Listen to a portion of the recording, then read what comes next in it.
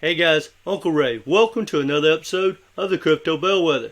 I don't always tell you what you want to hear, but I tell you what you need to hear to make informed decisions.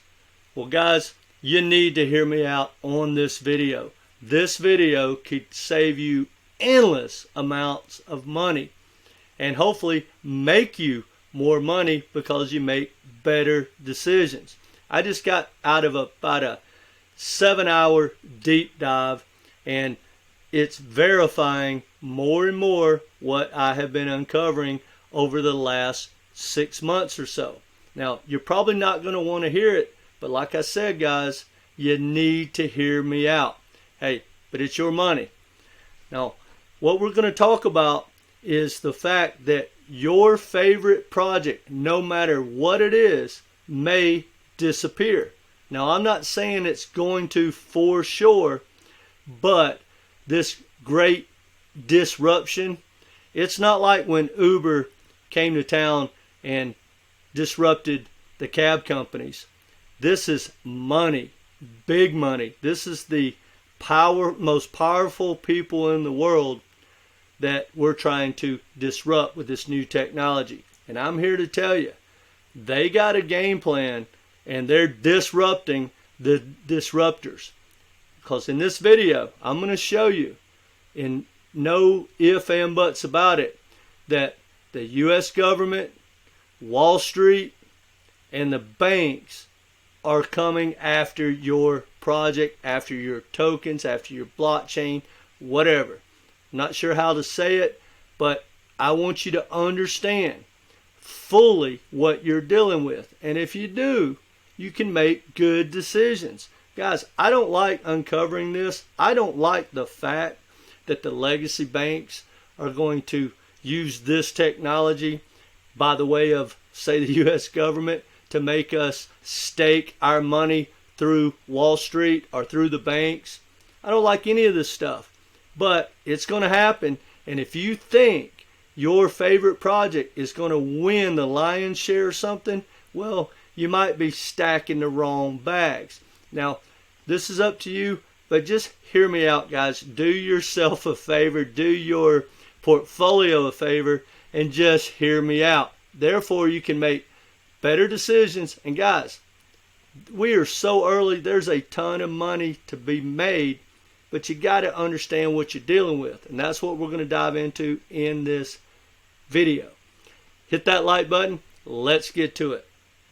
Now, as you see on the screen, it says the future of institutional DeFi. Guys, this is a article from Consensys, from their website. And in this article, they start talking about the future of DeFi. Now check this out. It says financial institutions, investment banks like Goldman Sachs, Barclays, hedge funds like Citadel, etc., are putting their money in crypto, are furthering their plans to offer crypto investment options to their clients. Well, guys, I knew that was coming. Everyone knows that. And most people that don't do a lot of non-biased research probably thinks that the DeFi projects that we like AAVE or whatever, is going to get the lion's share of what's coming down the pipe. Well, I'm here to tell you, you're probably wrong. Hear me out. Check this out. Consensys launches the first marketplace for institutional staking on Metamask Institutional in partnership with Allnodes, Blockademian, and Killin. Well, guys, every one of those names are corporations and not one token involved. Stay with me, because it matters. Check this out. Killin and FireBlocks team up to offer enterprise-grade staking on POS blockchains. FireBlocks, a corporation, no token. Check this out. Consensys partners with Sports Illustrated tickets. Guys, the point I'm trying to make is these corporations are moving in to blockchain and Web3, and they are going to take over. They want you to buy their stock, and they want to make profits. They don't want you to profit off of a token. Well, how does that matter? You may think your project, whatever it is, whether it's a payment or a DeFi token, doesn't matter. They're not going to win this battle. And I'm going to show you exactly how they're going to lose. So stay with me.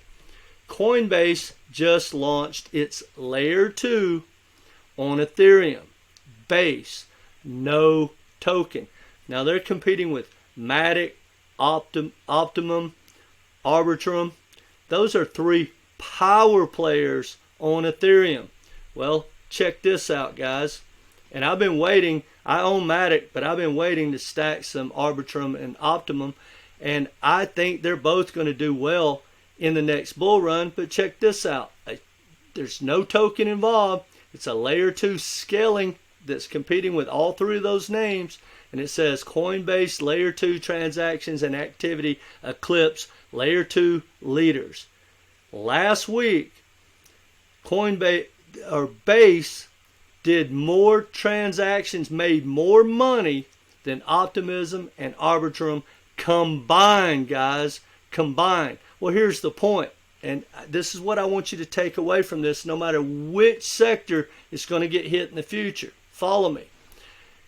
I own MATIC. Why? Because MATIC is dominant for scaling on Ethereum. It's a wonderful layer 2. I think money's going to come flowing in. Same with Arbitrum and Optimum. Well, if Base comes in there and gets the lion's share, and over time starts to dominate and becomes the Google layer 2, well, what do you think is going to happen to my other 3 investments? They're not going to do anyway. Well, they're not going to bear with me, they're not going to do anything like I thought. And that's important. And think about it, guys. These developers can jump ship at any time or transfer into a new blockchain or a new protocol like the layer 2 Base. No token. Buy the stock. And look, guys, here's the big difference.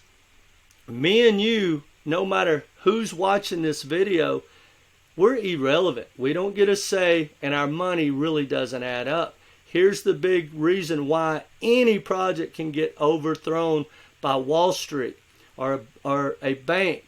They already have the customers. So they're not trying to build out and run around the world and grow their ecosystem. They already have the customers. So when they launch a project or a token or a blockchain or whatever they do, customers are there. So right now, for instance, Wall Street is going to control DeFi and the DeFi rails. When you stake whatever, or when the big money stakes their Ethereum or their Bitcoin, they're going to do it through these names that I have mentioned. And just like when you do cross-border payments and everything else, the same legacy infrastructure, whether it's a bank or a fintech like Swift, I guess they'd be called a fintech, they are going to dominate, and they are not going to use any token unless they absolutely have to. And if they do, it'll just be a small percent of the overall picture. They will get the lion's share. Let me prove that to you. This is what's happening. See, all these influencers, if you don't do your own research and go way down the rabbit hole, non-biased like I do, you're going to think that Uber is here for all the banks and all these corporations, etc., etc. It's not happening. Look at this. Company behind China's state-backed blockchain project aims to create SWIFT for stablecoins and CBDCs. The Universal Digital Payments Network facilitates cross-border payments between stablecoins and with plans for central bank digital currencies. Now, they announced that last year or earlier this year with the World Economic Forum at Davos. Now, they also talk about because they also talk about the BSN plans to build a digital currency payment network in 5 years based on CBDCs of various countries, stablecoins, working with several international banks, technology companies. This digital payment network will completely change the current payment and circulation method, enabling a standardized digital currency transfer method and payment procedure for any information system. Well, guys, they are starting to test all that, and they're getting way down the road. Some of this information is old, but the reason I'm bringing it up is now they are starting to test it and implement it and put a timeline on the launch. This article was a little older. I believe it's a year ago or so. They said SWIFT experimenting with interoperability of CBDCs and existing payment services. Guys, SWIFT is trying to get into the tokenized assets, and they are going to do everything through their platform. They are not going to need a partnership with all these banking tokens to settle or to process the end results. Now, they may need bridges and things of that nature, but guys, there's going to be thousands of rails leading in and out of, say, SWIFT and Fednow and the repo market. So what I'm trying to point out is, and this is another thing, this is part of the same group, it's the UDPN, Universal Digital Payment, Interoperability Payment Infrastructure for the digital currencies of tomorrow. Guys, here's what I'm telling you. Whether it's SWIFT or any of these payment platforms, they're going to use stable coins. And they're not going to need the the Nostro accounts, right? That's, for instance, one of the things that Ripple pitches to the world, say, hey, they don't have liquidity, we can save them money, etc., etc. Well, the legacy banks right now are building a global liquidity pool for all the banks around the world to tap into, and that's going to run on private rails. Right now, it looks like JP Morgan's rails, they're already running over $1 billion a day through the repo market. So guys, what I'm telling you is this disruptive technology is not disrupting anything. It's going to make all these legacy banks, legacy corporations more and more powerful, and it's damn sure going to make the governments more powerful. And I don't like it, but guys, you need to understand what can happen to your project.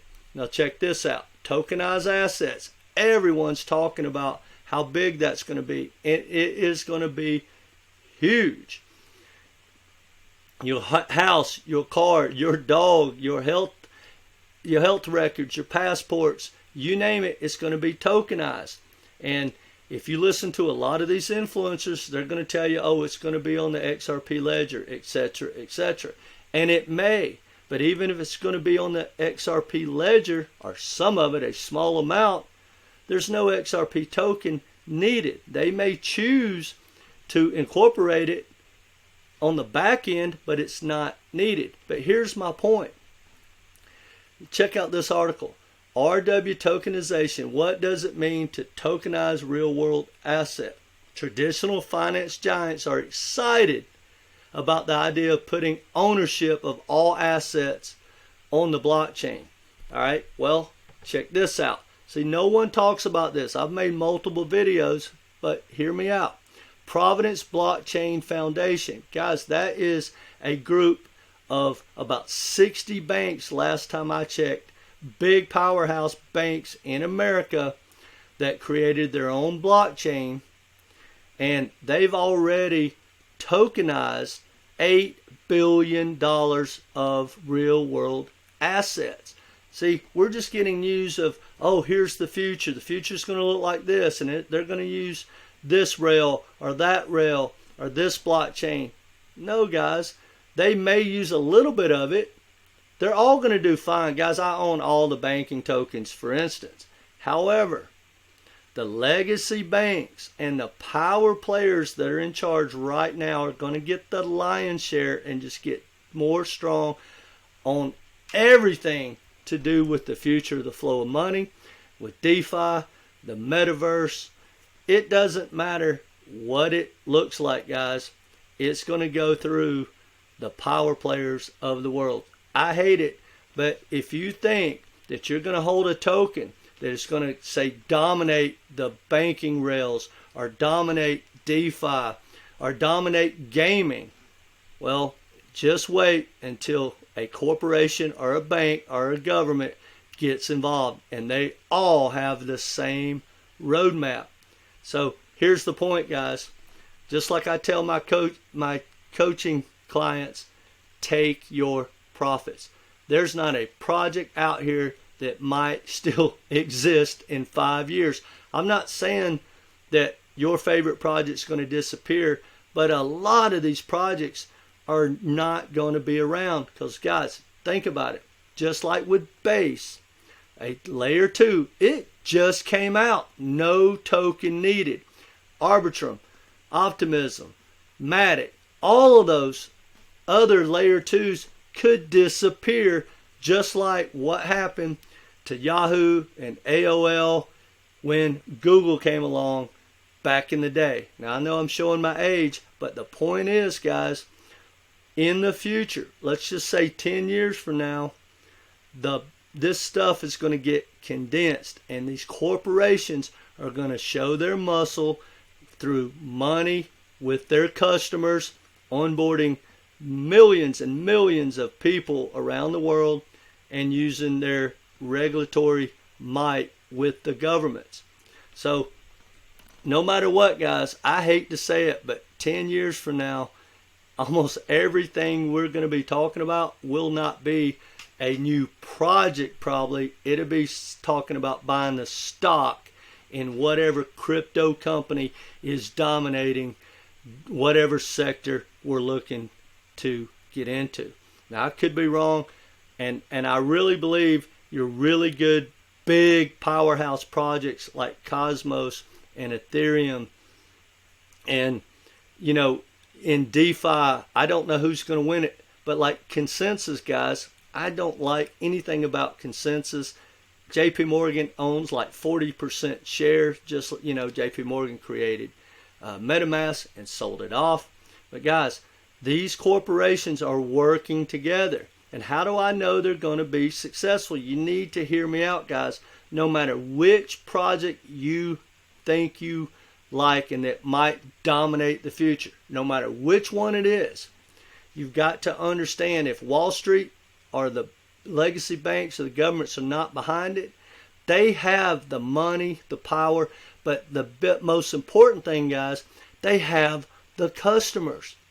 When they want to roll out their new cross-border payment rail, they got trillions of dollars. When they start tokenizing the stocks on Wall Street, whose rails do you think they're going to use? Whose products? JP Morgan has like $39 trillion worth of assets under management. When those assets start getting tokenized, if JP Morgan doesn't ever go out and chase another new customer, they're going to be the most dominant player just from the customers they have. That's the part you guys are missing. I say that with love. I'm just here to tell you the whole cold hard truth, because guys, the opportunity is still immense. But I don't want you holding a token thinking that they're going to dominate whatever sector it is, and then watch the big boys come in and take the lion's share, and all of a sudden the developers and the projects start jumping onto projects like Coinbase or Base, and then your project dies. And that could happen overnight. But the good news is, guys, if you invest like I do, bull run to bull run, the odds are your favorite project is going to pump and pump and pump in this next bull run. But hopefully you got a plan to take those profits. And hey, we know the bear market's going to come after the bull run. We'll revisit. We'll get a new game plan. So hopefully you got a game plan, guys. And if you don't, I have a coaching platform that I'll be glad to work with you one-on-one. It's only $250, and we'll do 3 to 5 sessions, whether it's a phone call or like Zoom, and we'll get you a game plan, and we'll take a look at your portfolio, and everything will match up, and you'll be prepared and have systems and thoughts and rules in place to capitalize on the next bull run. Guys, I want what's best for you no matter what, whether you work with me or someone else. Please get a game plan, and if you don't take your profits, you'll become the prophets. All right, guys, that's all I got for you. Let me know what you think in the comment section. Hit that like button, share with like-minded people, and come back and be part of this community. And remember, this is not financial advice. Take care, guys.